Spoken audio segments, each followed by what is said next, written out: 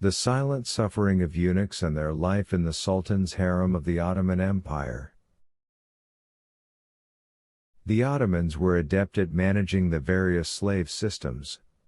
The Ottomans were eager to promote the Janissaries because they were one of the best military classes and a major advocate of slavery. When they were between the ages of 7 and 14, the state used to tax them in order to recruit and prepare them for professional soldiering in the majority of non-Muslim families in Europe.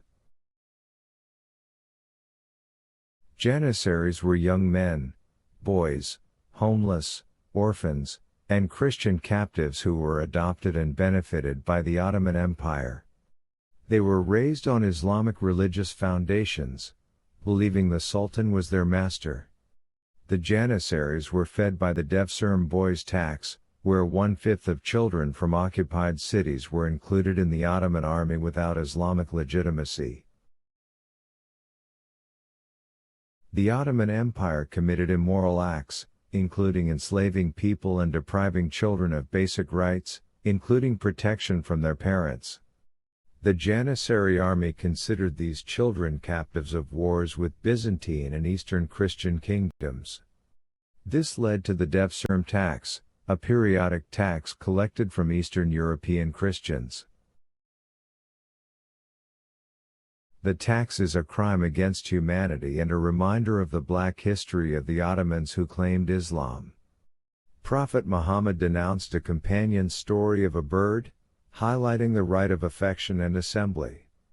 This raises questions about the dignity and freedom of the person Allah created, who should not accept oppression or submissiveness. The Ottoman Empire adopted a system of castration against the Aghas, chiefs of servants, in the Sultan's palaces, despite Islamic Sharia's prohibition of castration. This illegal practice contradicted Islamic Sharia, as Prophet Muhammad stated there is no castration in Islam. The concept of castration in Ottoman society was a pernicious one, involving enslavement and oppression. If castration was the only crime, it would have been enough to convict the Ottomans of human rights violations and enslavement. The Ottomans ruled by conspiracy, brutality, and enslavement, with women being their primary targets. Their view of men and women reveals their complex internal issues. Castration was applied as a punishment to the Janissary soldiers, who deviated from military discipline, so if the abusive acts of the Janissary were repeated, they would be punished by law, and the eunuch judgment would be enforced.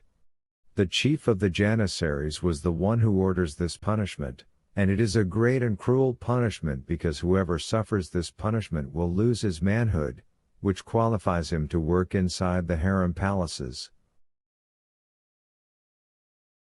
In the Ottoman Dark Ages, the feminist environment was filled with intrigue, with eunuchs living in royal harem palaces.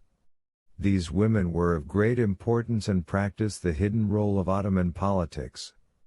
The conflict between the harems intensified the authoritarian atmosphere, leading to strange stories and plots within the palaces. The walls of these palaces could tell horrors and dreadful stories. The eunuchs were ridiculed and had their freedom and dignity taken away from them while living in harem palaces. They were devoid of the natural impulse that Allah had endowed them with. Castration denied them the opportunity to experience actual fatherhood and the ability to have their own children to support them in old life.